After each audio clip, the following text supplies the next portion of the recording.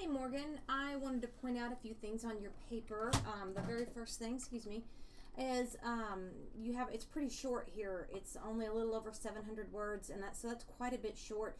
So please make sure you're meeting the length requirements. First thing, let's go through your paper here. You don't put extra space right here. In this first paragraph, you have all of these very specific numbers, and that is showing to me that you clearly got it from a source, but yet you don't cite it. So that's considered a form of plagiarism. So whenever you use a source, you have to make sure that you attribute where you got that from. You also have to make sure that you indent. You didn't indent the first paragraph here. No second person. That means you can't use the word you anywhere in your paper. So let's look at your thesis here. You need to reword your thesis where it says something like parents should not be required to vaccinate their children. Instead of saying some people believe, when you're writing a persuasive research paper, you need to be very, very concrete, very clear as to what side you are on. So thesis statement, parents should not be required to vaccinate their children. Parents strongly believes it is I wouldn't even say parents because people other than parents believe this. So, parents should not be required to vaccinate children. Vaccinations pose health risks. Then you can talk about autism in your paper. And then your B, you say the ingredients in vaccinations are a very discrete discussion, and it's confusing. Is that because of health risks? If so, then that's still your A, and then they're overlapping.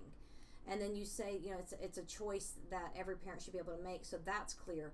So it's this part right here, the ingredients, that throws that off a little bit. So let's go down, and you have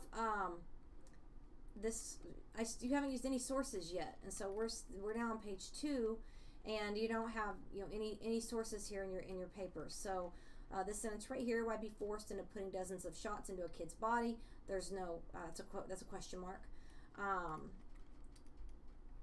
And so I'm here at this paragraph 2. You used to have a direct quote here. Vaccination kids it's vaccinating, not vaccination kids at such a young age. You would say vaccinating kids at such a young age could potentially cause health problems. So look at your tone. It causes tons of health risks. So tons is not really tons. So you want to make sure that you have the right word choice here. So vaccinating kids at a young age could potentially cause health risks. But I'm a little confused here because we're not on paragraph 1, but in your thesis, your A mentioned health risks, and we're multiple paragraphs down, and now you're mentioning health risks. So you want to make sure that your organization follows what you have in your thesis map. So right here, you use a source. So we are pretty far into your paper, and you're just now using your first source. The Healthy Home Economist states, comma, and when you end it here, you have to put the author. So you would not put a period here. You would end quote it, beginning parentheses, last name, page number, in parentheses, and then the period.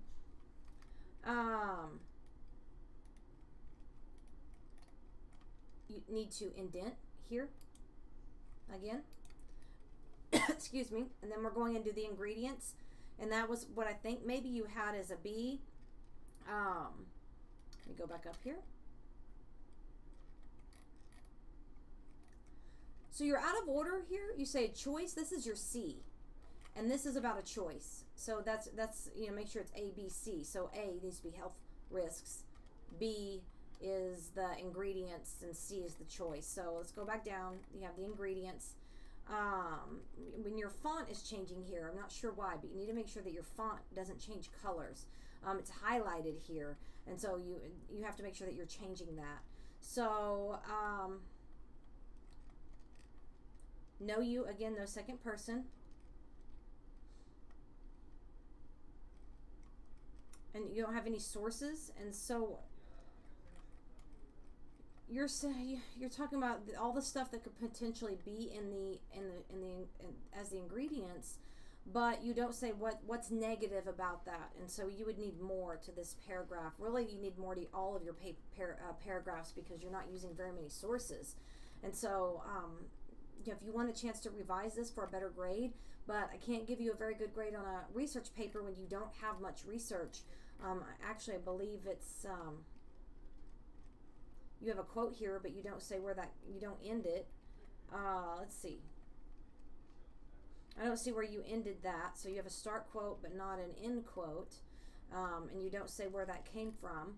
And so the only time, again, right here is the only source I see, and so it's only using one source in an entire research paper. And then go down here, you have to have works cited at the top. You have to have a hanging indent. You have all this extra space here, and then website, does that go with this? That's a little bit unclear. You have web here, so you don't need website here. And then this is not how you properly do it. If you go to the Al Purdue website, it shows you how to do that. It's last name, first name, personal interview, and then the date you interviewed them. So, like I said, if you want a chance to redo this, I will allow you to do that. You just need to contact me. So I hope these comments help. Save this, video, and watch it again and take notes on your paper. But if you have any questions, I'm here to help you, and let me know.